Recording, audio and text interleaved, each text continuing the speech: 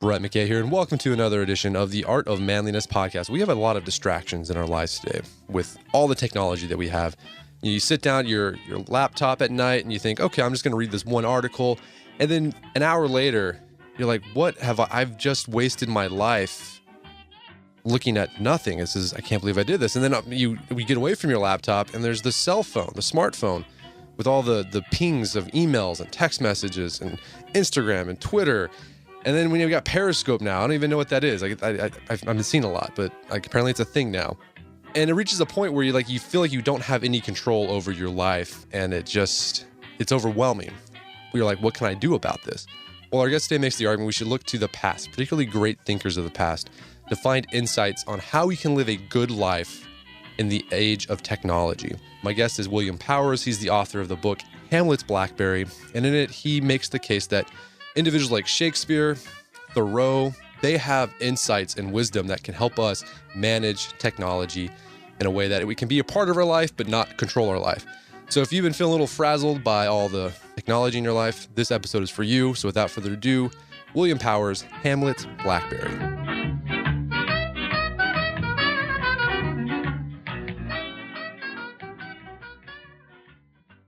William Powers, welcome to the show. Thank you very much, Brett. Great to be here. All right, so your book is called Hamlet's Blackberry. We'll get to the meaning of that title here in a bit. But it's basically about, you're basically trying to create a philosophy for the good life in the digital age. What inspired you to start this project? Was there a moment that sparked you, like, I need to figure this out? Like, technology has just overrun my life and it's making me miserable. Was there a moment like that? There were basically two moments, Brett. The first moment was I was invited to take a break from my work as a journalist and to go to Harvard to be sort of a scholar in residence at Harvard at a nice academic center there. And they asked me what I wanted to do a project about. I just had to do a kind of a study and write an essay about what I learned. And I immediately kind of blurted out without even thinking about it. I said, I would like to do something about the death of paper that I keep reading about. People keep saying that books on paper and everything hard copy is dying. And something inside me kind of objected to that idea because I was finding that hard copy reading had become a kind of oasis for me away from my devices. So I spent a semester at Harvard looking into the question of whether print on paper is dying. And I concluded that obviously it's declining, but I kind of predicted that digital reading will only really take off in a big way and conquer print when it does for us what reading on paper has always done, which is sort of center us and allow us to focus and be undistracted in our thinking.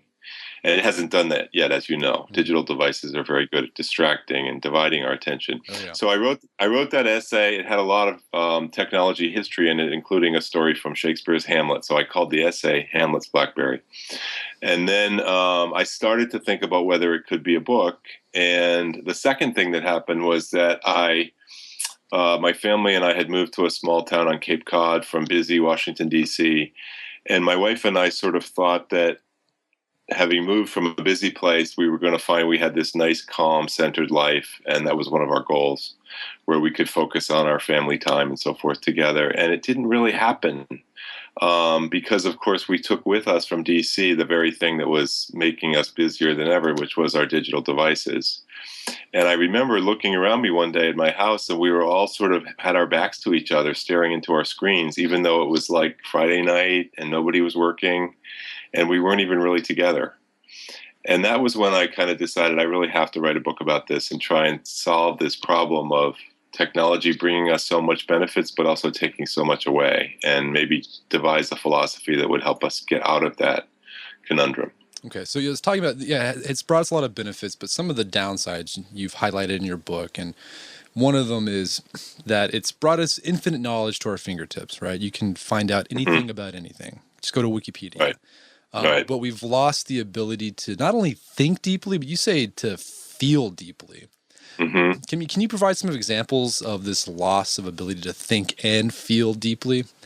Yeah. So on the thinking front, that goes back to this question of, are you really reflecting on whatever it is you're doing and really sort of giving it all of your attention? I think the best creativity comes from really kind of carving out a space where you can focus on that one task that's important to you, whether it's, your work or the book that's in front of you or whatever. If your mind is constantly wandering, you're not going to any depth. It's like being a water bug on the surface of a pond.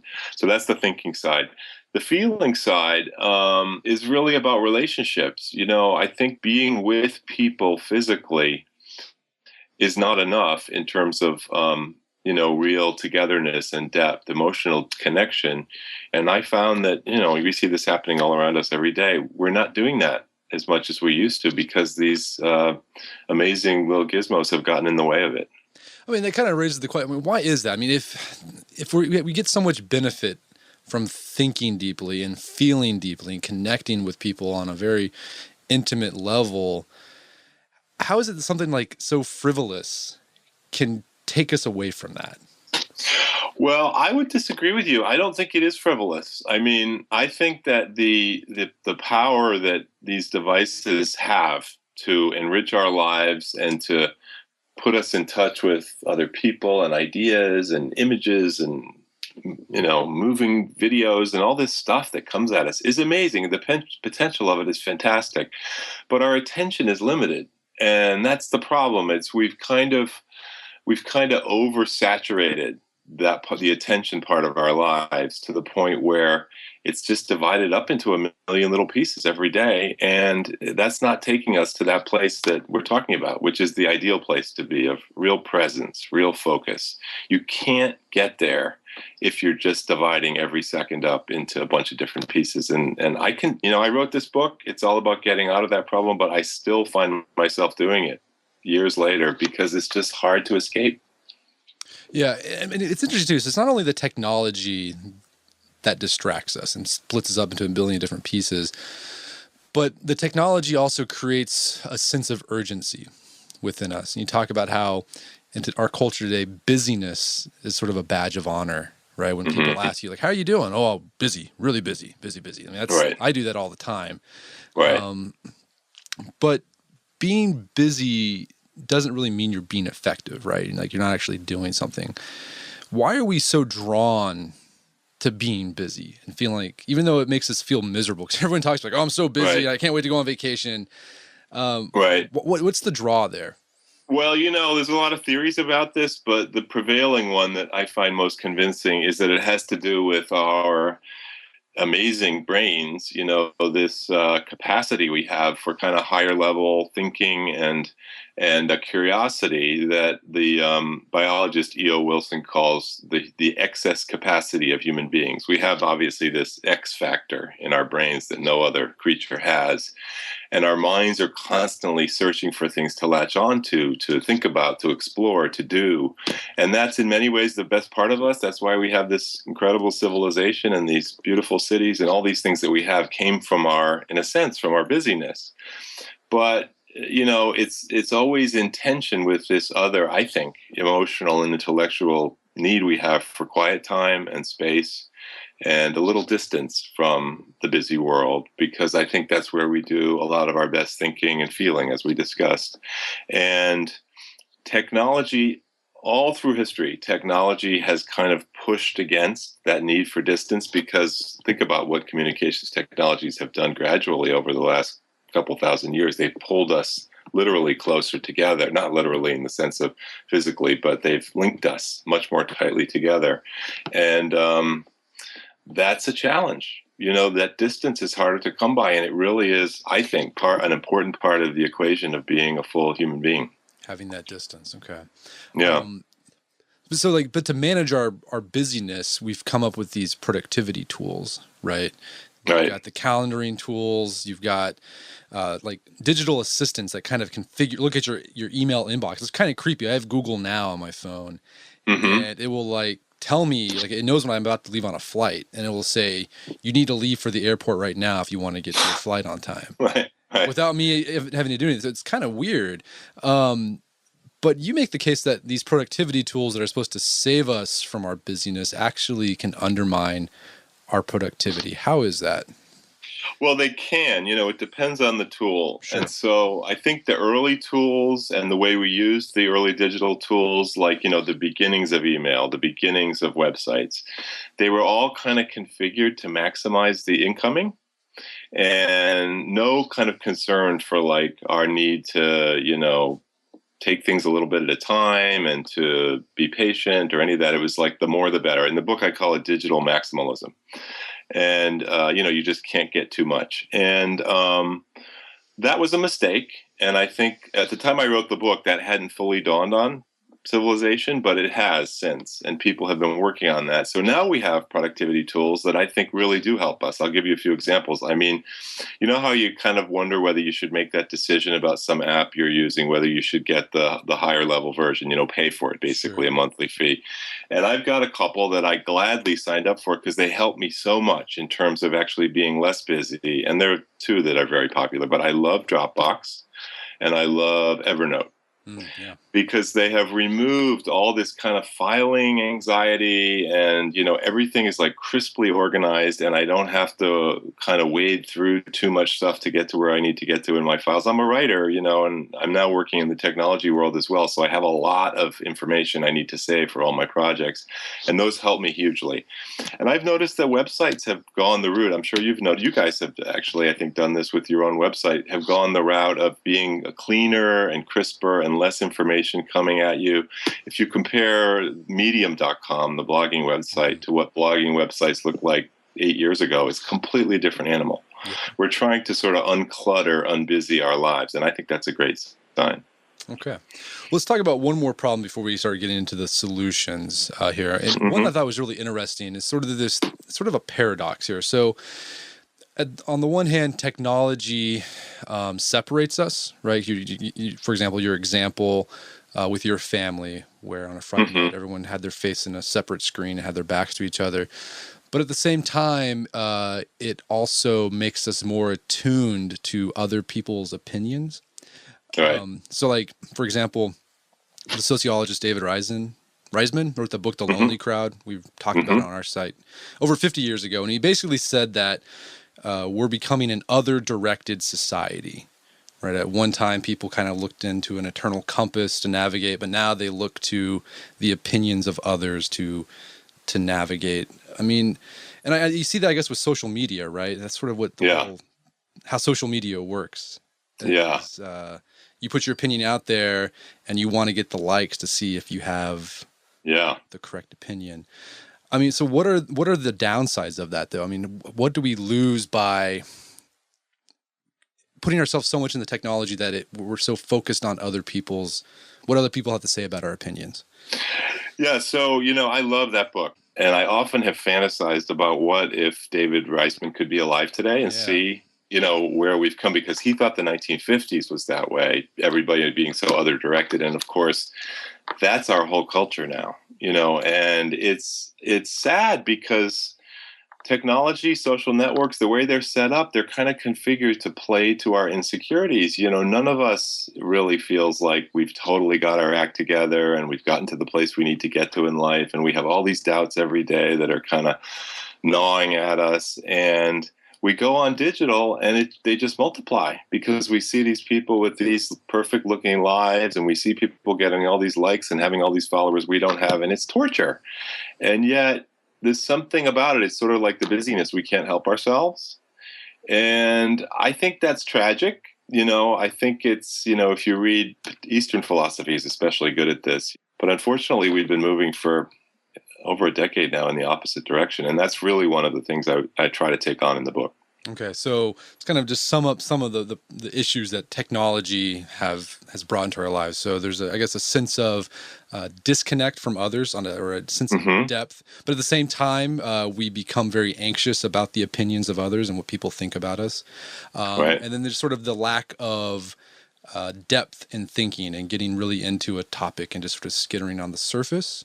And then I guess another one you could say is just splitting our attention into different areas where we feel rushed and really busy when maybe, in fact, we're not as busy as we think we are. but the technology makes us feel that way. Yeah, and also, I guess related to all those things is just that missing kind of reflection time where I think we can go to this creative place that's a little bit different from depth, but related, where we can have actually fresh thoughts and make new connections that nobody else has made because we're away from all those voices. You know, that's what Facebook and Twitter are basically, is all these people telling us about their ideas they just had. How can you have your own if you're spending all day, you know, immersed in those voices of others? And so that reflective time, space apart, is crucial. So let's talk about, to develop your philosophy of the good life, you went to the past and looked at some famous philosophers and writers who have thought about the good life. Who are these 7 historical philosophers that you used as muses? Yeah, I'll talk about each one briefly. So, and stop me if I'm taking too long. I started with ancient Greece and with Plato, and one of his dialogues of Socrates that he so beautifully recorded. And this is a story that takes place at a time when the great technology revolution was the advent of writing, of the written word. The alphabet was actually turning the world of ancient Greece upside down. Until that moment, people had only communicated orally, and suddenly letters existed and people were learning to read and write. So the philosopher Socrates takes a walk, is walking through Athens, and he runs into one of his students who proposes they go for a stroll outside the walls of the city where they can have a little peace and quiet and a good conversation. And Socrates actually objects and says, well, no, I hate to leave the city. This is where all the action is. And this young student says, well, no, you know, if we really effectively, I'm not quoting him directly, but he says, no, you know, let's take a walk and you'll see if we get out into nature, you'll see our conversation might go to an even better place. So they take this walk. They actually have one of the greatest conversations in the history of philosophy, talking about all kinds of things, love and sex, and what does it mean to write with words versus speaking orally, exactly that challenge they were facing at the time. And 2 things happen. Socrates winds up being convinced that it really is a great idea to get a little distance from your own busy life, which in his case was that world of conversation in Athens. And second, he remains firm on his in his opposition to writing. He says, don't embrace that new technology. It's going to ruin your mind, he tells his student. So stay away from the alphabet. And I found that story useful because it is a reminder that although technology can be causing us all kinds of challenges like the ones you and I are talking about now, we can't really see the trajectory of it over the horizon completely, where it's going to take us. And in Socrates' case, he was one of the smartest men who ever lived, and he couldn't see that writing would actually become a wonderful tool for growing your mind and having creative thoughts if you use it well. He was this incredibly busy person in ancient Rome, which itself was a very busy place, the capital of this huge empire. In addition to being a philosopher and playwright, at one point he was basically running the empire for the boy Emperor Nero when he was still a boy. So Seneca discovered that in order to really be effective at everything he did, his writing, his thinking, his politics, he had to actually carve out this space kind of apart from all of his activities, similar to Plato, but in a different way. He did it purely as a mental exercise. So he didn't take a walk out in the country to do this. He actually didn't have time to do this. He would sit in a room and focus on he would write one letter to one friend and focus only on that, and don't let any other tasks get in the way. Think about that person, have them in his mind, and really kind of use letter writing as an exercise of focus. And he found it was an incredibly useful way to get away from the urges you and I just talked about, you know, what are people saying about me? What can I check now to keep busy? What's the thing happening now that I have to be a part of? He was able to basically quiet his mind with this simple inner exercise, which I find very inspiring. The next philosopher is Gutenberg, who famously invented the printing press in the middle of the 15th century. And the Gutenberg chapter, I go to Gutenberg not because he was technically a philosopher, because he wasn't. He was a technologist. He liked to build stuff like technologists today. But what he saw, one of his insights was that in his lifetime, up until the invention of his printing press, people had been reading books actually listening to books be read in huge crowds, because most people couldn't afford books. They were made by hand. They were very expensive. So they would go to churches and other places to experience books read aloud. So reading was this kind of somewhat busy, immersed in the crowd atmosphere. He created the ability through the printing press to have millions of copies of the same book that didn't cost that much to buy, so that eventually people could have a private book that they could even, years later carry around in their pocket, and having that personal inward experience of depth that we get from reading a book silently and quietly. And that, I think, was a really, really world-changing and underappreciated aspect of his invention. Here we can do this now every day. Sit down with a book. I read every morning at dawn. I get up early and read a book. And I have Gutenberg to thank for that. And that's a kind of distance that serves me all through the day. The third story is the one of the title, Hamlet's Blackberry. My philosopher in that case is Shakespeare, who everybody's familiar with as a great playwright. There's a moment in the play Hamlet where Hamlet meets the ghost of his father, a famous moment in the play. And his father imparts this terrible news that he wasn't killed by the bite of a serpent. He was actually murdered by his brother, who's now the king, Hamlet's uncle. This news is obviously incredibly disturbing to Hamlet, and he doesn't quite know what to do. And he actually talks about his mind being just crowded with all these thoughts. And, he's just kind of in a tizzy, basically. And he suddenly says, "My tables, my tables." And he takes out of his pocket this little tablet that was actually the great sort of personal technology innovation of Shakespeare's time in the real world. So not Hamlet's world, but Shakespeare's world. And it was a little, as I said, it was a tablet. It just had one surface, and it was made from a kind of plaster-like material. And it had a stylus, a little metal stylus. You took the stylus, and you could take notes on the plaster-like surface all day long, to-do lists, people's addresses you wanted to remember, blah, blah, blah. But the beauty of it was at the end of the day, with a swipe of your finger, you could wipe it clean for the next day, so that you were starting with a blank slate the next day. Now, why does this matter? This matters because Shakespeare was living through the print revolution that Gutenberg had begun a century and a half later, but it was really taking off now with newspapers and books being published in incredible quantities, so that people had this feeling of inability to stay up with information. It was impossible to keep up anymore. They felt kind of overwhelmed by information. It was really one of the early cases of information overload. The tables moved in the opposite direction. You could put information on your little device in your pocket, and at the end of the day, make it go away. And the ideal of zero inbox that some of us have today, Shakespeare was aware of the use of that, and actually put it in the play Hamlet. My next philosopher is Ben Franklin, who I love. He never had negative goals like drink less wine. Instead, he would say something like, enjoy more sober hours during the day. So that it always had sort of a positive spin, and therefore was appealing to him. And I actually was inspired when I read Franklin for the book, I was so inspired, I actually started a ritual like that myself, where I set up my own positive goals, including technology goals, and would check off every day how I had done. And I should mention parenthetically that when I told my son, who's 17, that I was doing this chat with you today, Brett, he mentioned that you guys have some kind of version of Franklin's grid that you offer on your website. Yeah.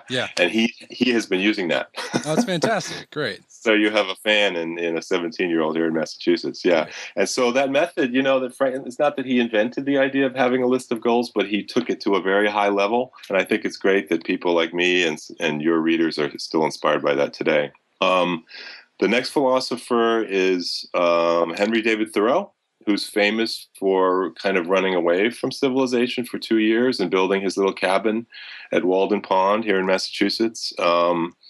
Supposedly, Thoreau was actually a technology hater, but in fact, that's not really true. First of all, he was a writer, so he was a fan of print technology. Second, his family owned a pencil-making company, which was a very powerful technology at that time, and he himself designed some really great pencils as a member of the company. But I talk about Thoreau because I think his experiment at Walden is incredibly useful to us in thinking about how we can actually configure our homes today that are so connected and so potentially busy all the time because of our devices, where we could, if we think properly about our homes, actually create spaces that I call Walden zones, where we've put a little distance between ourselves and all that busyness, just the way Thoreau did by moving out into the woods for a few years and getting some quiet time. And I sort of talk in the chapter about some specific ideas, for example, creating a particular room in your house or apartment, or even a part of a room that's no devices allowed, so that we can achieve some of that distance from our digital lives that I think is so crucial. The final is famous for coming up with a couple of phrases, including the global village and the medium is the message. Less well known about McLuhan is that he had this kind of very proactive idea about technology, that we should all learn to view our technological lives as a kind of a thermostat that we can regulate, and that devices can actually go really, really hot or really, really cool. Hot meaning they kind of fill our ideas with all this stuff, all this information, which can be good in some cases, but often bad.